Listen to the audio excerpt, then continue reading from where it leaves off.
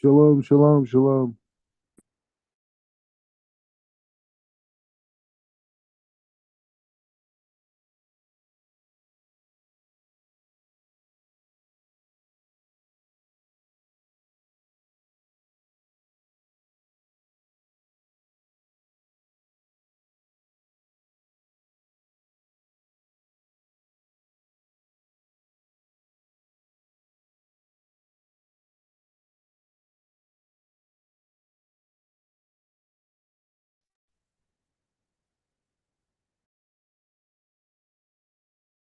Shalom, shalom. How's everybody? Can you guys hear me?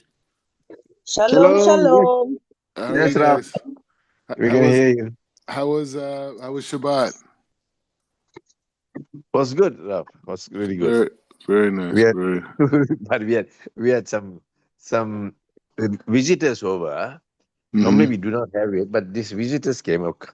One of our friends, daughters, son's friends. They showed a lot of interest in Judaism and all that, and they wanted to know how we did our Shabbat and that sort of thing. That is the whole idea thrown to us. But Wow. when they came, it was a completely different story. They were basically trying to justify Jesus in everything, Oh my goodness. and that really, it was really I call it the I just give me about 2 3 minutes, Rav, eh? Go ahead, They call please. it I call it the hybrid Christian, what do you call it, trying to convert Jews. It's a hybrid lah. In the sense I mentioned hybrid because what's happening was they were taking the Hebrew Torah, the Torah text and everything, the Tanakh, and they're interpreting it differently. They're looking at it differently and saying that it's much deeper than what we think. Was much deeper. Like they claim there was some version LXL, AXL. I don't want some version which was before and all that. So they were basically trying to. They say that was original, and basically they were trying to say is the Jewish people are not following the proper book. There's something deeper in it, and Jesus is involved in that. That's basically what they're trying to say. Wow. So and they knew the stuff. They actually they claim they learned from rabbis, and they claim from all kinds of stories that they learned this and that from a lot of people. They go deep into the Tanakh. That's why I call it the hybrid Christianity bullshit. Sorry, Rabbi, Mm. my word. Forgive my words. It is what it So is, man. I keep telling them, at the end of the day, all you're interested in is stuffing Jesus into your head. You are just idol worshipping. That's all I thought. I was very straight with them. You can do Mm. your idol worshipping all your life. End of the day, please remember one thing. Please remember one thing. I came from that background. I know what you're talking about. And I told them very simple. Jews have a relationship with Hashem direct. Direct. There's no two ways about it. Christianity brings Jesus into the equation. And they Mm. say you got to go through Jesus. That's what you're trying to tell us. They'll say, no, no. He said, no, cut the crap. That's what they're Mm. trying to tell us. You got to, Jesus is the Messiah. I tell them very, very simple. I tell them, this is how it is.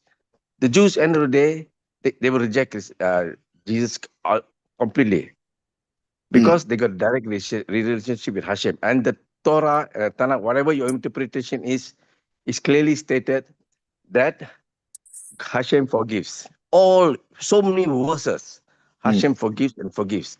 Now you want to accept Jesus and you're saying he is the Messiah and all the nonsense, go ahead. But remember one thing, if you are wrong, you're screwed because you're idol worshipping, that's all. I Mm. told her, Mm. you're idol worshipping and you're just an idol worshiper. Please understand that. Mm. You can bring all this hybrid nonsense to us. It doesn't apply. It doesn't Mm. work with us. It doesn't sit with us. So please. Ah. I- just very straight. Yeah, I'm talking apple, you're talking orange. So let's not talk any further. It's spoiling our Shabbat, as far as I'm concerned. This is in the evening, like the later part of it. They were nice fellows, but very educated. Now what's happening is the Christians, they know that the Jews have all the answers for them. Everything Mm. counters what they say. So they're going behind the Jews now and saying that your text itself says more than that, but you don't know. That is what they say. Mm. Basically, that is what they say. They call them hybrid. so, Yeah. so they're basically an offshoot of Christianity, just like the Seventh Day Adventists, the Jehovah Witnesses, just like all that. They're just a cult. Mm. They're another cult who coming to destroy the Jews. That's all. but very knowledgeable, very, very knowledgeable. Mm.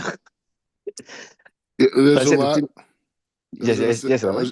I was just gonna say there's a lot of missionaries out in here in Israel, and it's even what is far like the people that you're talking about. There's people like them, but even go further where they actually dress up and they pretend to be Jewish, Yes, and, yes, and then they bring you into their. They invite you over for Shabbat, right? And they bring yes, you over, for, and they slowly start slipping in ideas over yes, and yes, over. exactly. Yeah, it's crazy. Exactly. That's what they're doing. You know, we call them the hybrids.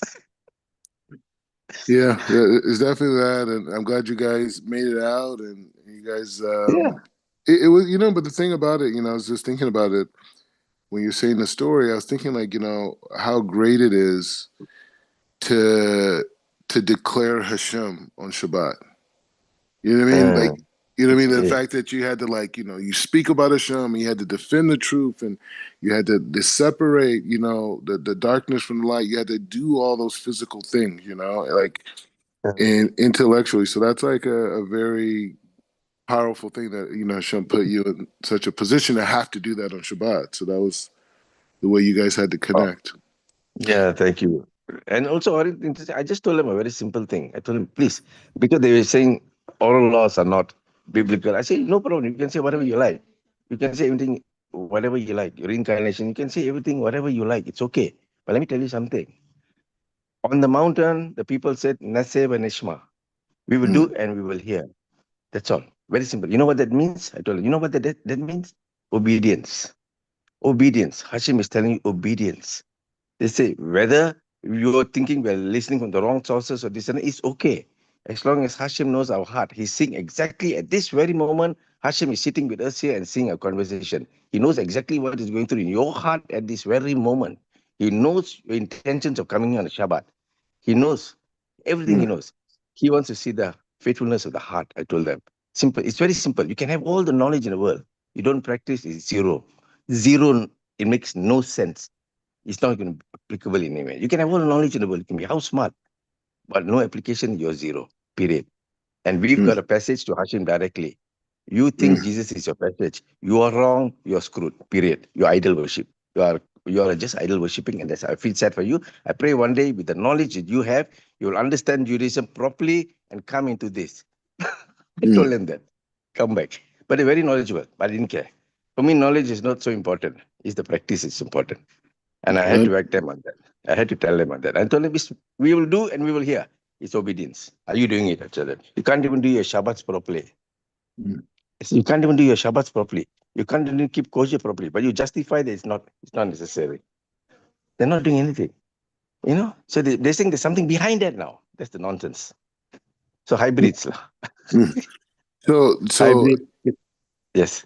yeah, I was going to say That's right. in line, no, in line what you're saying. So there's a rabbi that this is the thing that's going to be interesting. Based off of the story that we just heard right now, and this whole scenario, right, and Mm. the conversation we have, this teaching that I want to bring from Rabbi Sachs, Rabbi Jonathan Sachs, who Yes. in blessed memory, he was actually Chief Rabbi Lord Jonathan Sachs, who Yeah. was Awesome guy. he was a humongous rabbi in the UK, and he was a huge leader. He passed away, I think, in 2020. So one of the things that he did was, I mean, he has so much work available, but one of the things that um, he did was he wrote a series on the weekly Torah portion, but based around leadership, right? Mm. And this dynamic of leadership and different qualities that come out in the parsha about leadership. So I wanted to bring his teachings for Parsha Pekudei, Mm. and I read just a little bit of it. I wanted to save it and learn it like together, but I want to see how much of what's going to be said is connected to what you guys experience, and then also what you've done is like it's an expression of leadership. This is the essence of the Jew. The essence of the Jew is we understand it through Avraham Avinu, and Avraham Avinu was with like he protested. He separated himself. He didn't go with the flow. He didn't just join in with what everyone else was doing. Right? He was physically like he was physically like defying the idol worshippers, right? Going against them. And that was the beginning of the basis of Jewish leadership, was that. So it's like, and so seeing you guys like, you know, at a whole nother continent, you know, dealing with that same exact issue of Abraham Avinu, you know what I mean? And people over here, people in America, and people in Africa, people in Europe, all people from all over the world, you know, have this DNA connected to Avraham Avinu, and you see it expressed. Look, no matter where it's at in the world. So let's go into Parsha Pekudei and see where there's a connection. Okay, so Pekudei, Rabbi Jonathan Sachs. You know, we're learning internationally. India, Israel, America, you know, all over. So we're all connected. We're all one soul, and we want to ask Rabbi Sachs to join us. Okay. So Pekudei, he has celebration. He says, if leaders are to bring out the best in those they lead, they must give them the chance to show they are capable of great things, and then they must celebrate their achievements.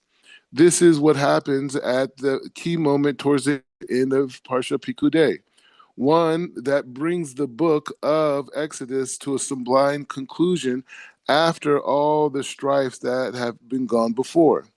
He said the Israelites have found the Israelites have finally completed the work of building the tabernacle. And we read, this is what it says in the Torah. So all the work of the tabernacle, the tent of meeting was completed. The Israelites did everything just as the Lord commanded Moses, and Moshe inspected the work and saw that they had done it just as the Lord had commanded. So Moses blessed them. He says, he said the passage sounds simple enough, but the practice, but he said the passage sounds simple enough, but to the precise ear, it recalls another biblical text, which is at the end of creation. So he's bringing a connection of the end of this, at the end of the building of the tent of the meeting, and he's making a connection to the end of the end of creation in Genesis. He says the heavens and the earth were completed in all their vast arrays. On the seventh day, God finished the work he had done. He says on the seventh day God finished the work he had been doing. On the seventh day he rested all of his work.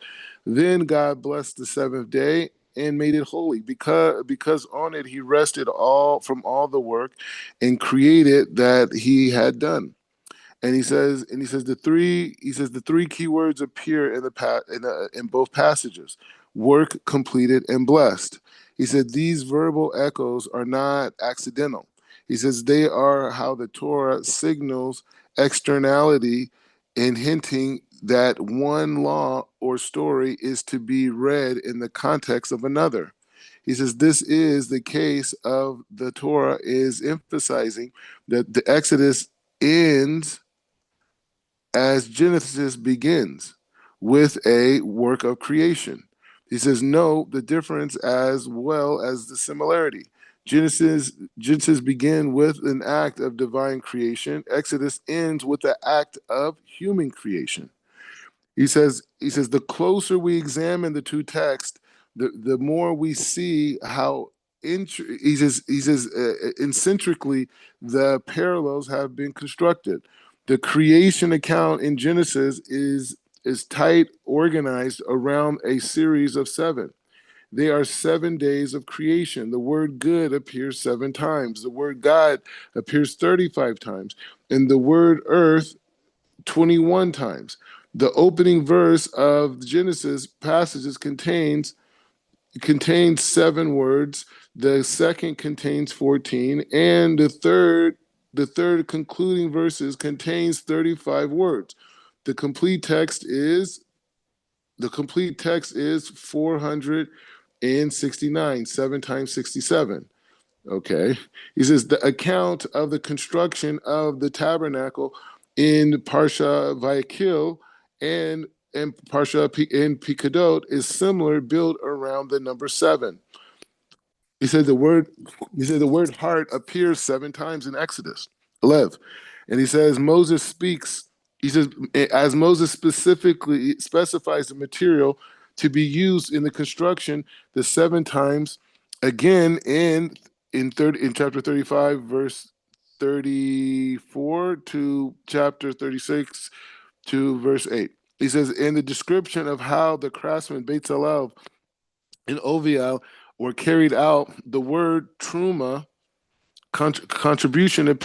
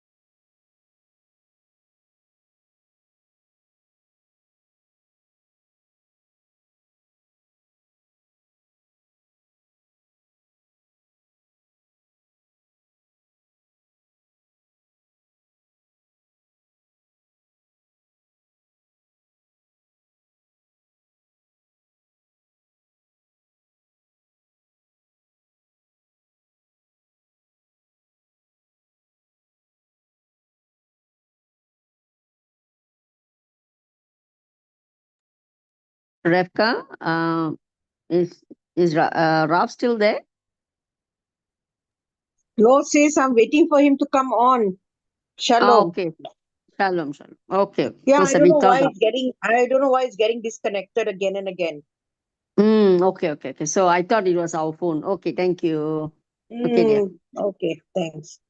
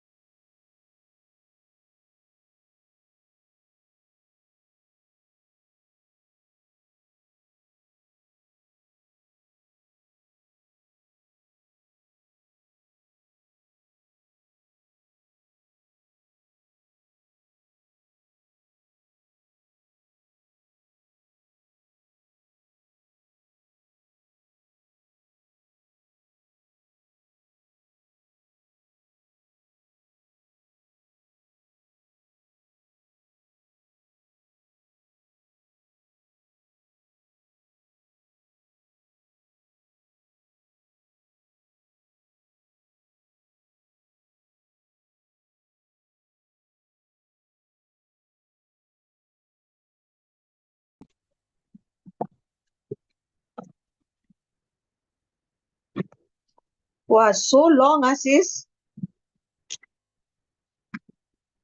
Hello.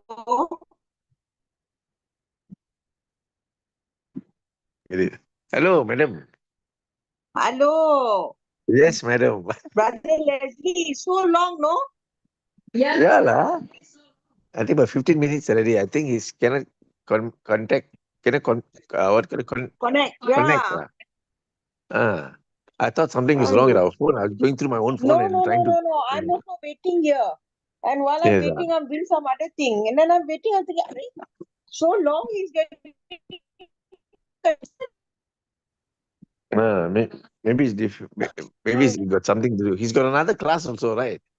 No,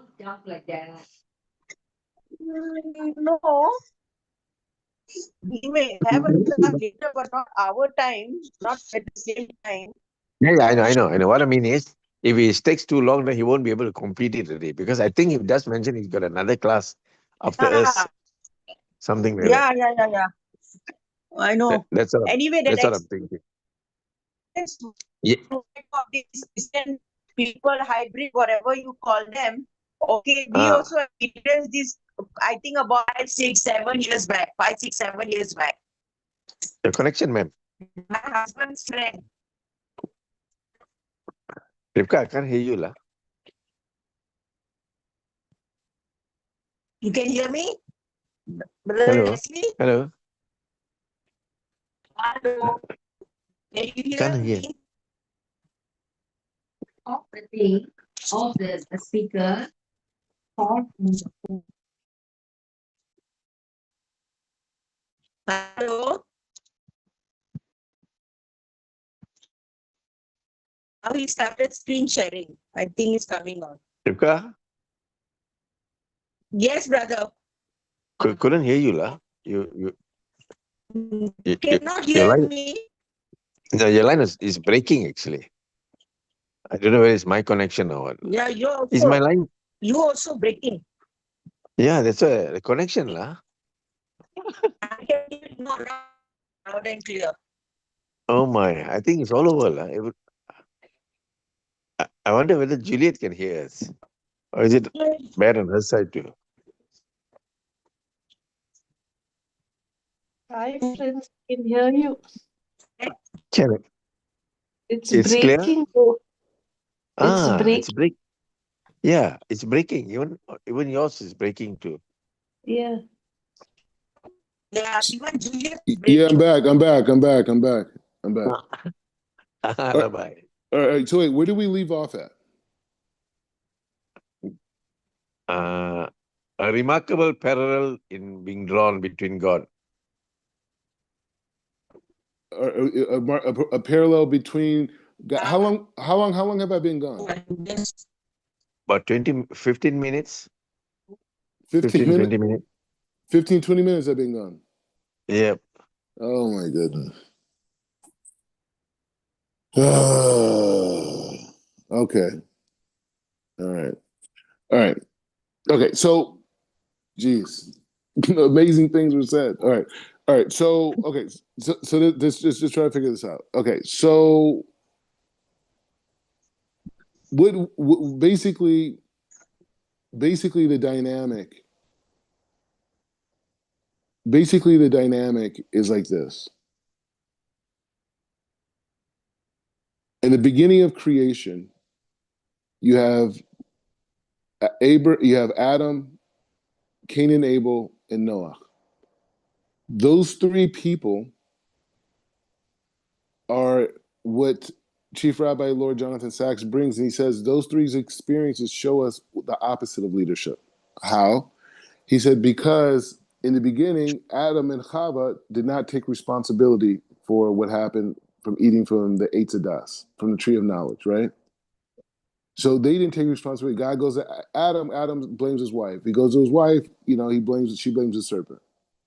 So that's the frame of a person not taking responsibility in their house. The second frame is what happened during. The second frame is what happened during the time of Cain and Abel. Cain did not take responsibility for what he did to his brother, right? God comes to him and says, "Where's your brother?" He says, who am I? My brother's keeper. Then you have Noah, who was a righteous man, right? The Torah says he was a righteous man. He walked with God. But Noah was an example of a person who did not take responsibility for, even though he was righteous, he did not take responsibility for his community. He took responsibility for his house, his family, and all the animals, but not for the greater community, right? And so when Abraham comes on the scene, Abraham corrects all these different things. Abraham was the perfection. How? When the angels come to Abraham and they say to him, they say, "Hey, guess what? Lot, your brother, is in danger." He immediately jumps and takes responsibility for, in essence, his brother, right? And he his brother-in-law, right? And so he jumps to that situation, and ultimately he's in a way correcting Cain not taking accountability for his brother. When he hears about the plight of the people of Sodom, he prays to God on their behalf, people he doesn't know, people he has no connection to. And so when he prayed for them, he corrected the dynamic of he corrected the dynamic of Noah, who didn't pray for other people, who didn't have that connection to others, right? God told Noah that he was going to destroy the people. Noah didn't protest, right? As where Abraham did. So that is a system of how Abraham was perfecting and correcting the things that were done in the past. So you fast track that all the way to Parsha Pekudei, right? Now Parsha Pekudei is happening right after Parsha Vayechil.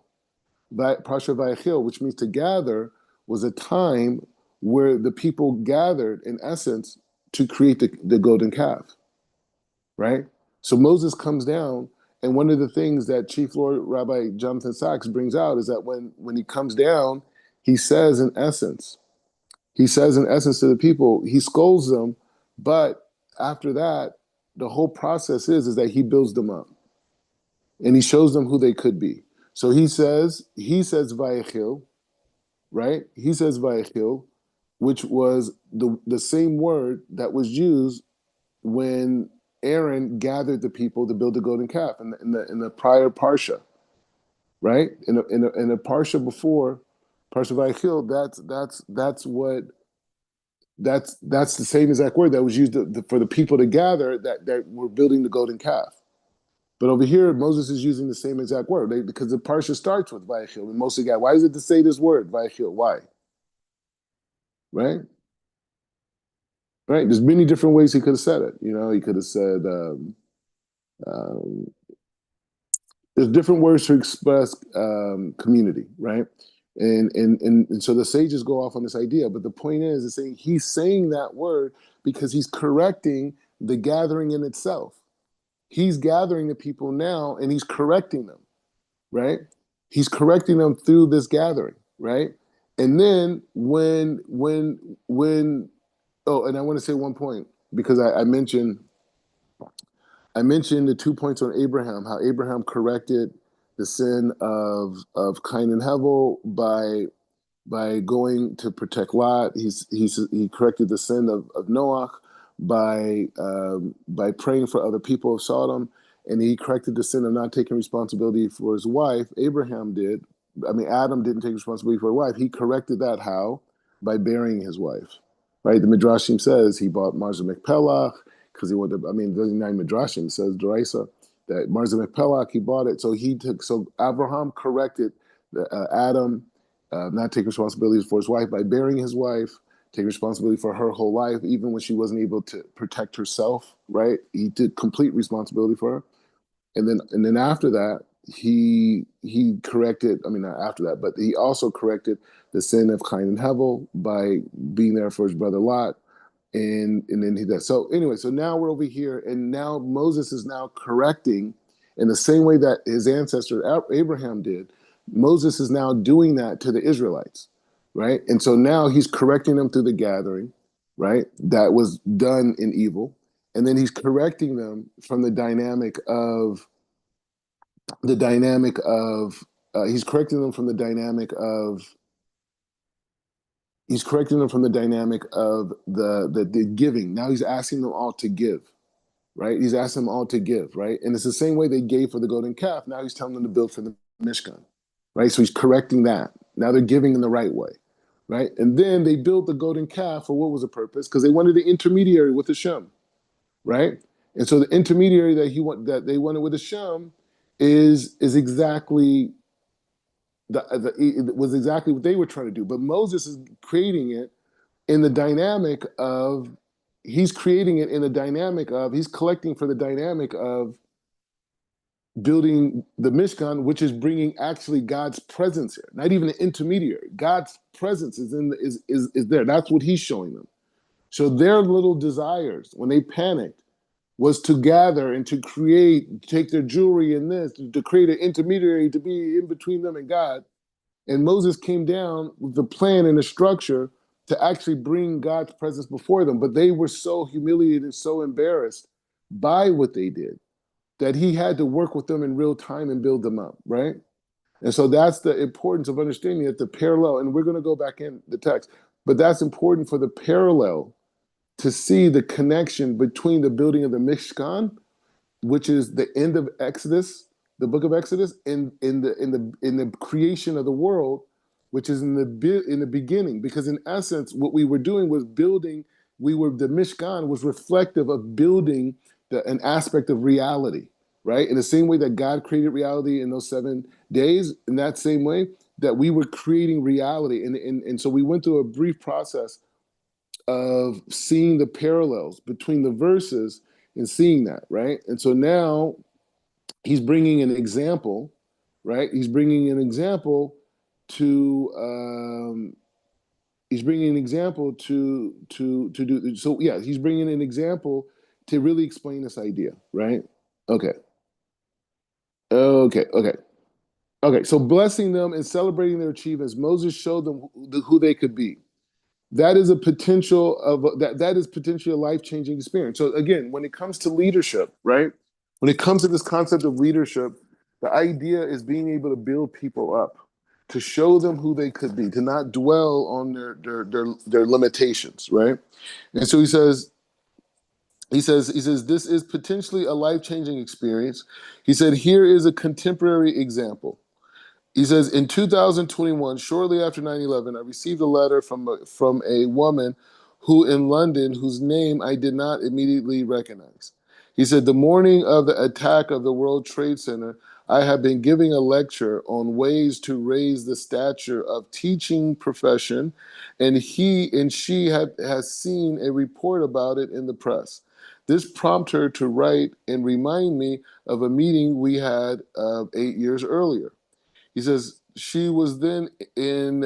She was then in 2000. I mean, in 1993, a teacher of a school that was floundering. She had heard some of my broadcasts, felt a kinship with what I had said, and thought it might have had an answer to her problem. I invited her to answer together with the 2 other deputies to our house. I invited her with the 2 other deputies to our house. She said the story she told me was one of this: moral within the school, among the teachers, pupils, and parents alike was at an all-time low. Morale in the school, the teacher, everything was low. The parents had been withdrawing their kids. The student roll had fallen from 1,000 to 500. The examination results were bad. Only 8% of our students achieved high grades. It was clear that unless something changed dramatically, the school would have to be closed. We talked for an hour or so on. We talked for an hour or so on general themes. The school was a community. The school was a community. How to create an ethos. Okay, so we talked for an hour or so on general themes. The school as a community, how to create an ethos, and so on. Similarly, I realized that we were talking along the wrong lines. The problem she faced was practical, not philosophical. I want you to live I want you to live one word, celebrate. She said, she turned to me with a sigh. You don't understand. We have nothing to celebrate. Everything in the school is going wrong. That is, that in that case, I replied, find something to celebrate. If a single student has done better this week than last week, celebrate. If someone has a birthday, celebrate. If it's a Tuesday, celebrate. She seemed unconvinced, but promised to give the idea a try.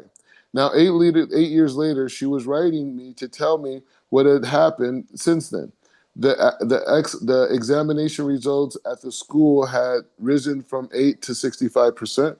The role the role of pupils has risen from 500 to 1,000. Saving the best news to last, she added that she had been made the dame of the British Empire, one of the highest honors the Queen can bestow. Hold on. Jeez. Okay. Hold on.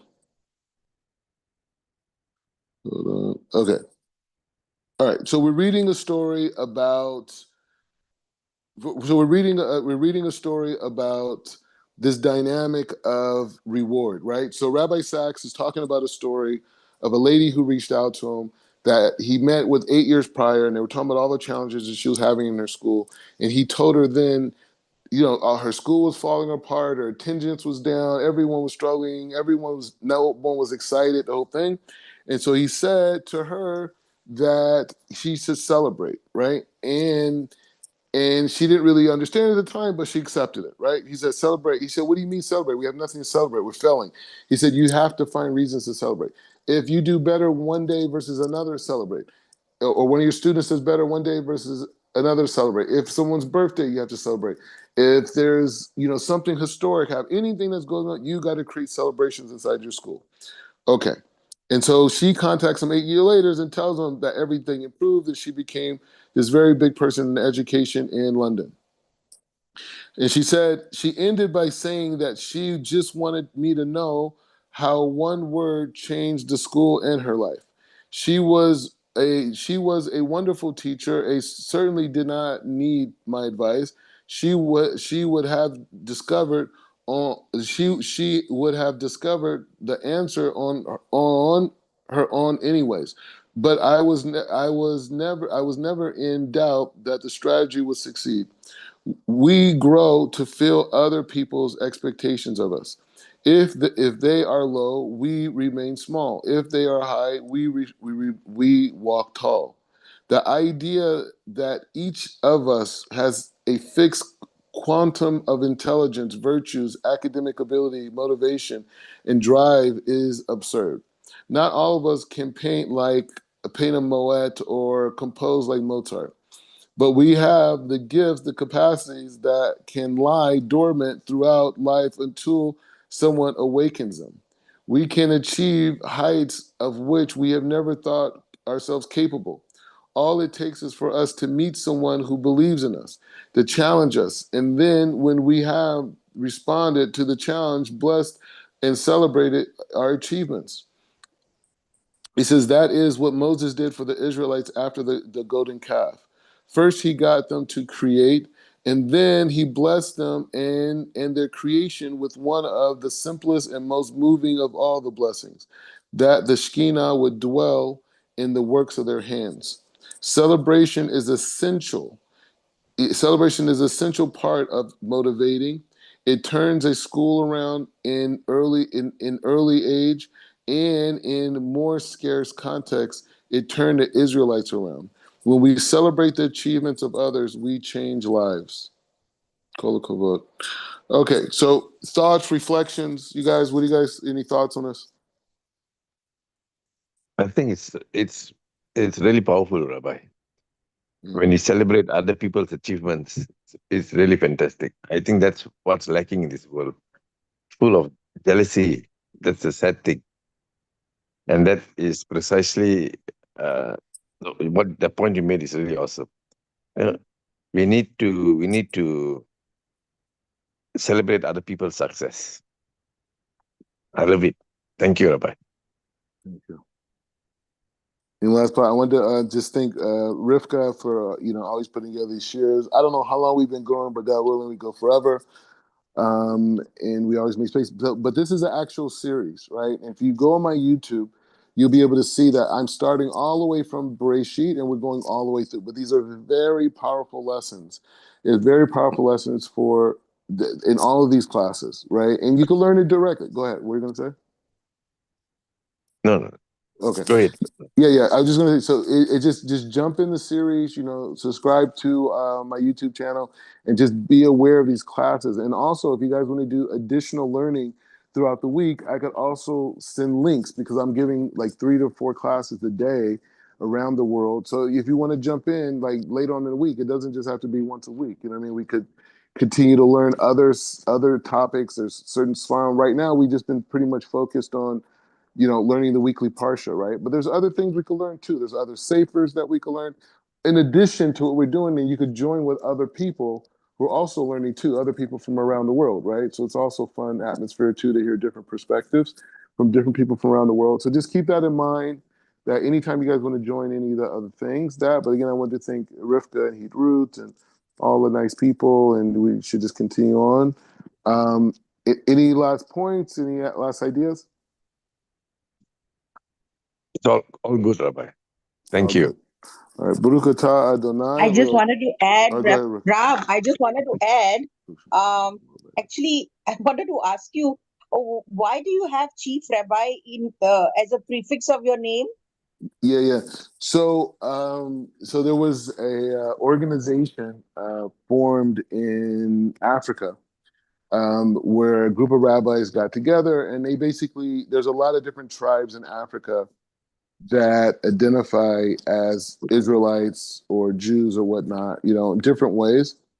And so a lot of those organizations, a lot of these organizations, there's really no organizations that have dealt with them, right? Most of the organizations that are in Africa generally deal with, Jewish tourists that are there or living there, that type of a thing, like Chabad and different things like that, which is amazing. But there's a whole issue of tribes in Africa that deal this way that have no support.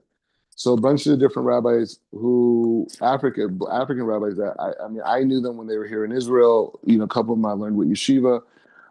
They went and moved to Africa and they formed a rabbinut there, right? And they're just dealing with issues like supplying matzah, you know what I mean? Like all types of stuff, getting Hanukkiahs for Hanukkah, like all types of issues, mikvot, different things, right? And so it's kind of like some people who don't really know about the rulings that the rabbis have made, like Rabbi Ovadia Yosef and Rabbi Chaim Kanetsky, who were the two of the biggest rabbis of our generation, made rulings on Jews in Africa, one being the Ethiopians by Rabbi Ovadia Yosef, and then also the ruling on the Igbo Jews in Nigeria by Rabbi Chaim Kanetsky, and the other Israelite tribes in the west of Africa. They made rulings, right? So with that being said, still there hasn't really been anything done by the mainstream Jewish community to deal with it, right? Because, it's not like they could just bring people to Israel, right? There's a lot of political issues around it. It's a big thing.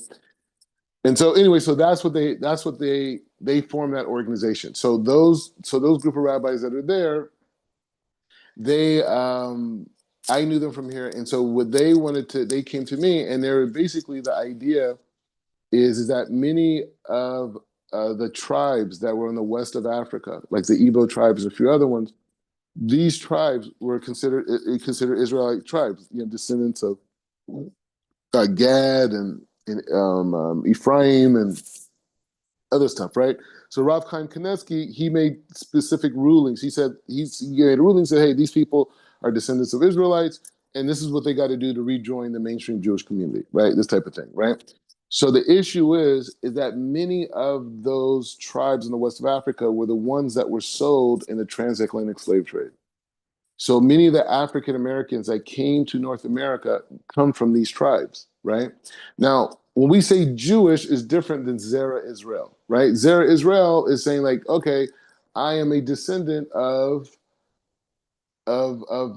Jacob, right? I have this DNA, but you may not practice anything, right? So you would not be in a frame of Jewish, right? like keeping halakha, living as a Jew, living Jewish then, but you're descendants. So the idea is that, you know, these people, a lot of these people got involved with a lot of hate groups in America, like the Hebrew Israelites, and not saying all Hebrew Israelites are like this. I'm saying, but there are some that are like this. And so that board elected me to be in charge of, you know, those communities in North America, also in Canada and the Caribbean, right?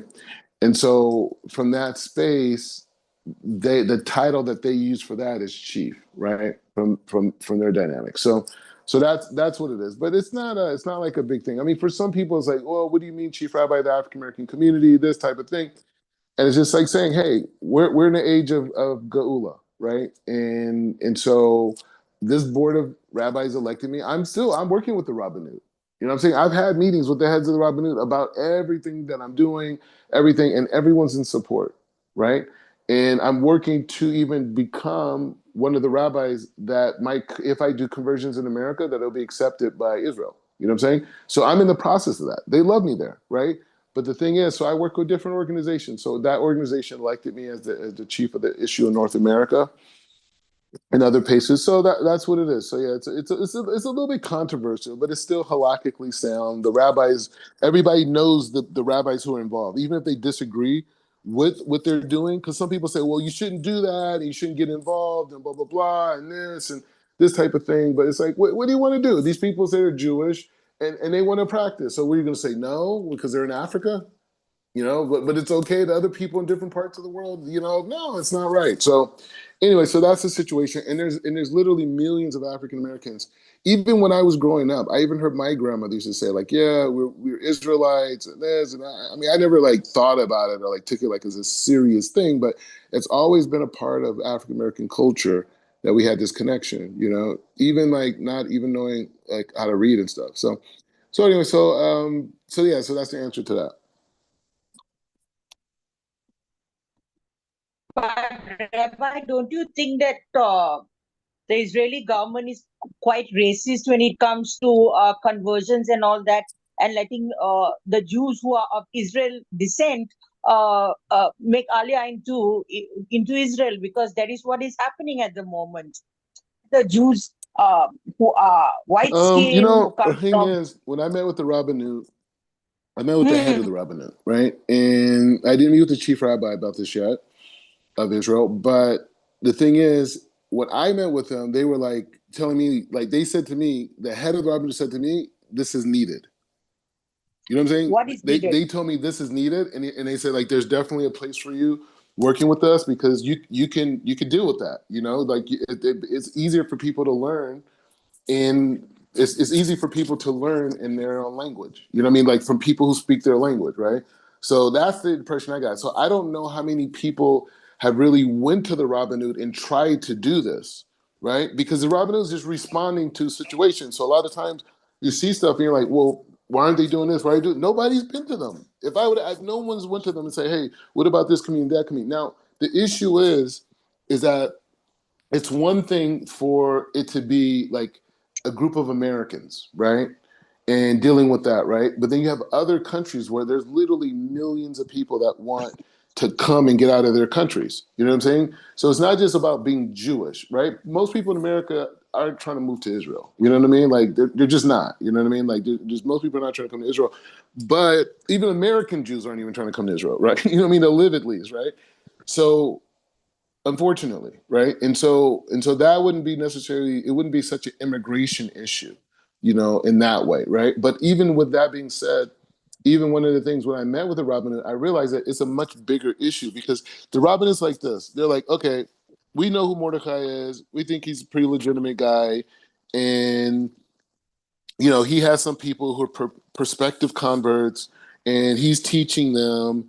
And, you know, we accept that. And, you know, we accept that. And we accept that. And, you know, and then that person still has to go and sit in front of the base den, right? If I did it in Israel.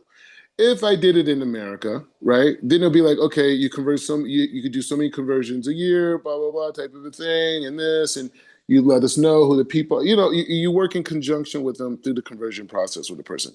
I'm personally not really trying to do conversions. That's really not my thing. You know what I mean? Like, I mean, I could do it, be a part of it. It's very holy, but I'm more into like teaching, lecturing, writing, dealing with political advocacy for Israel and fighting against anti-Semitism, and those types of things. I'm more of a rabbi in that space. So it's not like I'm not like a community rabbi who's going to like, because you convert people, you got to go all the way with them. You know what I'm saying? Like you got to, you got to help them get married, and then, they have a child, they get their child, and you got to, it's a whole process. You can't just leave people. And that's what a lot of rabbis do. They just convert people and leave and go on to the next thing. It's like, no, this is a whole life, So I don't really want to get so into that responsibility, but I am willing to like sit on a base din and help and those types of things as like a Dion type of thing. But anyways, but yeah, it's it's a very complex situation, and I'm just learning about it. You know what I'm saying?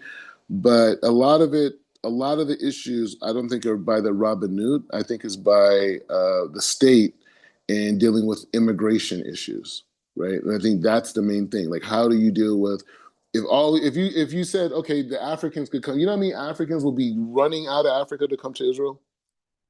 You know what I mean? By millions, you know what I'm saying? So that's not something Israel can handle, or if millions of people came from any third world country, you know what I'm saying? Like, they don't have the infrastructure for it, right? So they barely have enough dealing with the Arabs, you know what I mean? Like in terms of like infrastructure. So yeah, I mean it's a problem. I mean it's a big thing, and conversion is. I mean, even some people say that there's even a push inside of Israel to even get rid of the rabbinut completely. I'm not saying it should or shouldn't. I don't have an opinion on it, but I've heard people say that and say that they want to create like smaller courts.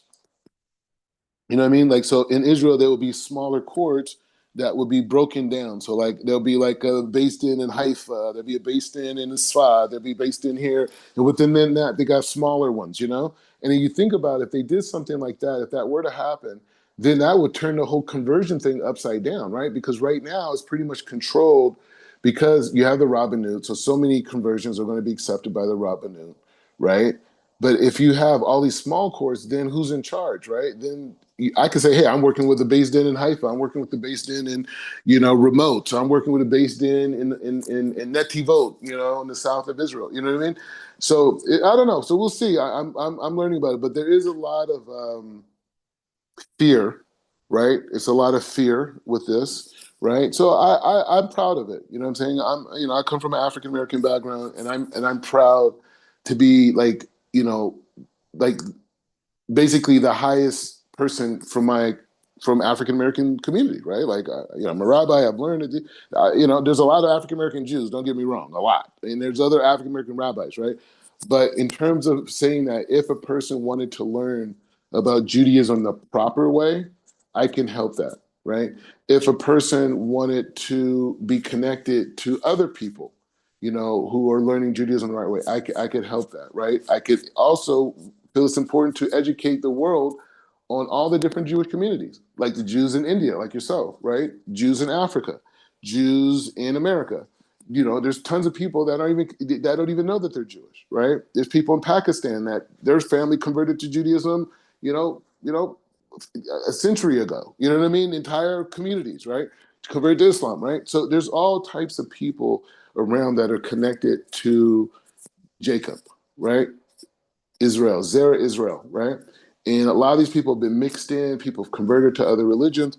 So as we get closer to Mashiach, those people are going to start popping up. And they're going to say, hey, you know what? I want to learn about Judaism. I want to come back. And people are like, well, you're not Jewish, and blah, blah, you're a convert, and this, blah, blah. Maybe you're not a convert. Maybe you have the same DNA that they have, and your family got lost in a shuffle over centuries, right? And next thing you know, this person's Hindu. Next thing you know, this person's a Taoist. Next thing you know, this person's Muslim. Next thing you know, this person is Christian, right? But just things happen over centuries and people get lost, right? So the thing is just saying that, I, as a rabbi, I'm open as a mainstream person, right? In a mainstream Jewish world, I am open to all the people who want to learn about Torah. And if they call themselves a Jew and they say they're Israel, I believe them. You know what I'm saying? And if they don't have a proper circumcision, hey, give them that. You know what I mean? And let them live in peace. You know what I mean? So anyway, that's my take on that. But this is the time that we're in now. You know, we see the wars that are happening. We see how the world is being shifted, you know, in the way of Israel to be successful. But at the same time, the whole world is against us, right? And this is also prophecy. So, you want to say something, Rivka?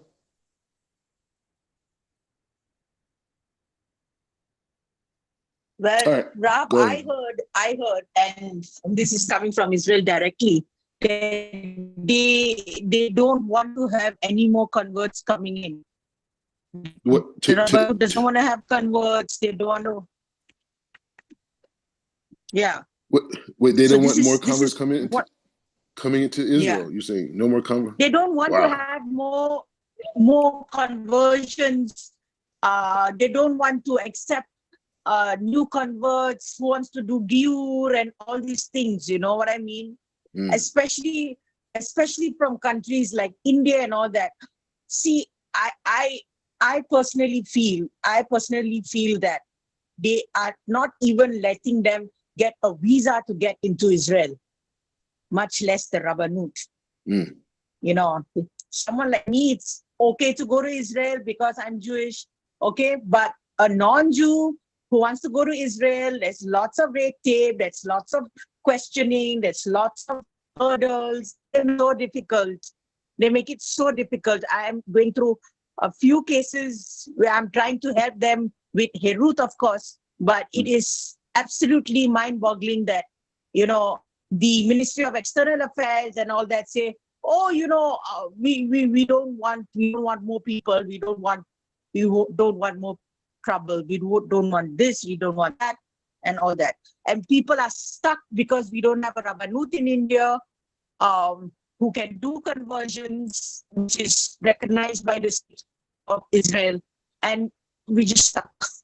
So I think there's also a fine chance that it is also based on racism, because I think Jews or people who want to convert from Europe and America and Australia, Canada, blah, blah, blah, for them it's much, much easier to get into Israel. Believe me. And Herut is banging their head. Mm. That's it. I just had to say my piece. It's sad. It's really sad. I'm very, very upset. I'm very, very upset. But, you know, and these are people who go to shul. They want to really become Jewish, but there's no way. There's no way.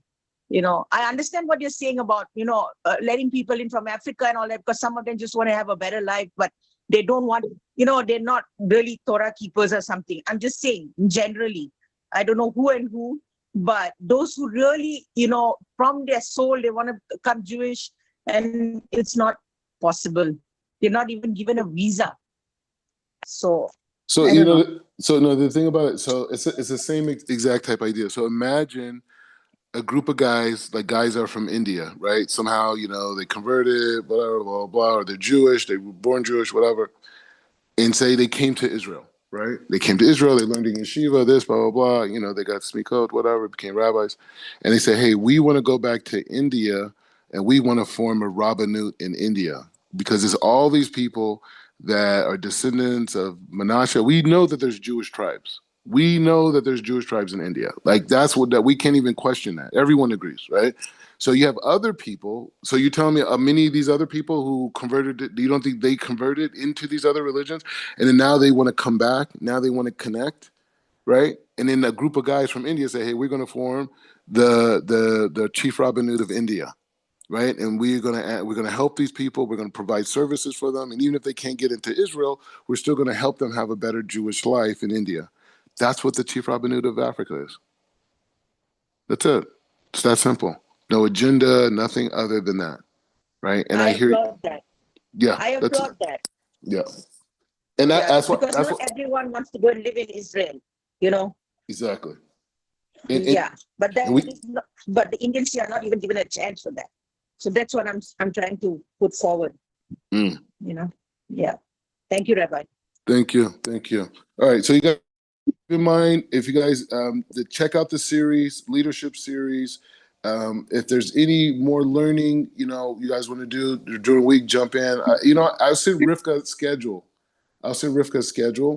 and that's what I'm gonna do. I'm gonna give Rivka a schedule, and then you guys could jump in, and I just have a link. I'll just try to do like an open link. We'll figure it out starting probably next week because I have to organize it. But Yes, please. yeah, we'll do that, and then you could just jump in, whatever. But we're doing great classes. All right, have a great week, you guys. It's beautiful. You too, Rabbi. Pray for Israel. We're in a very, very, very unique time. Rockets, they're firing again. It's like this is the most serious I've seen it since October 7th, even more so. Literally, I'm telling you, like flying above my apartment every 15 minutes, it's a jet. I feel like I live next to an airport. That's how many fighter jets are flying over. So I don't know where they're going. I don't know if they're doing exercises. I don't know if they're doing it for protection. But the entire airspace is being completely controlled and surveillanced, every aspect. So I don't know what's going on next, the whole thing. I do know that in Rafah, the IDF dropped leaflets telling the people to evacuate, right? Because they were going to come there and that type of thing. So we'll see. We'll see what's going to happen with that. Hopefully the IDF is successful. We have limited civilian casualties, but these people use civilians. That's one of the things Americans don't realize. These people are so animalistic and so barbaric that they would literally use a civilian population to be slaughtered to prove their political point. People in the West, they don't want to believe that. They do not want to believe that these people are so evil that they will put the children out there to be slaughtered in front of them so they could say, look how bad the Israelis are. Look how bad the Americans are. They're abusing us. And another thing too, they talk about this whole apartheid state. And then you hear them talk about it and like, well, it's apartheid state because, it's apartheid state because, Israel, they control the movement of the Palestinians and they have these checkpoints and this whole thing. And you know why? It's the biggest lie. Because number one, there is checkpoints. There's over 700 checkpoints, right? But every single place there's a checkpoint, it was a response to a terrorist attack. That's number one. Number two is they act like the Jews subjugated the Arabs, right? No, the Jews and the Arabs were fighting against each other way before 1948. So when the Jews created the nation state in 1948, they were still responding to military, not like South Africa or some other place, and there's a power class that's subjugating another class. No, these people were already fighting militaristically. The Palestinian community was already militarized. So this whole notion that it's a apartheid type of thing, it's like that. And even the whole idea of it being an occupation. What do you mean it's an occupation? It's a misleading word, right? Because the Jews were given the property 1948 by the United Nations, clear cut. What they're talking about occupation is what they're saying that's happening in the West Bank, right? And there is some settlements that, people say they're illegal. Even Israel has torn down settlements, right? That's how the whole thing in Gaza started in the beginning with, right? Was it Bishkativ or whatever it's called? So it's just saying that the point is saying that the whole thing, the whole Palestinian thing is one big lie, right? And the Palestinians who live in Israel, okay, have the highest birth rate in the entire region, outside of Gulf states, in the region, outside of Gulf states. They have the highest income. They are the most educated, right? The women are professionals. They're doctors, they're lawyers, right? They're not subjugated, right? This is that. What you see in Gaza and the West Bank, hold on, sorry about that. What you see in Gaza and the West Bank, sorry about someone called me. What you see in Gaza and the West Bank is radicalized people. These are the last of the radicalized people that these are part of the radicalized people that still exist in the Palestinian culture. But the other Palestinians, there's Palestinians that are in the military, in the IDF, voluntarily, thousands of them, right? So, and the police officers, they're all Palestinians. I go to the hospitals, Palestinians. You mean Arabs, Rob? You mean Arabs, right? Yeah. Israeli Arabs. Yeah, Israeli Yeah. Arabs. Yeah. I'm just saying Yeah. Palestinians because I'm saying that people want to separate. It's the people in Gaza and it's the people in the West Bank that have been radicalized. But the other Palestinians, they're not protesting. They're going to work today. They're going to work today. Just like there's 90,000 Palestinian Arabs, right? That work inside of Israel. I mean Jerusalem, right? 90,000 inside of Jerusalem, right? I'm talking about working professionals in infrastructure in Israel, right? So, anyways, the point is just saying that, and I'm saying these are people who don't live in Jerusalem, right? These are people who travel in, right, for work. So the point is just saying that, you know, the whole thing is a big lie, and they portrayed it and they manipulate words and this. And I'm very disappointed to see that the president of Mexico acknowledged Palestinian as a state, and also Yeah. they have an ambassador. Yeah. And she's supposed to be Jewish too, by the way. Yeah, she's supposed to be Jewish, but I think she's a couple. Yeah, exactly. All right, I'm gonna let you guys go.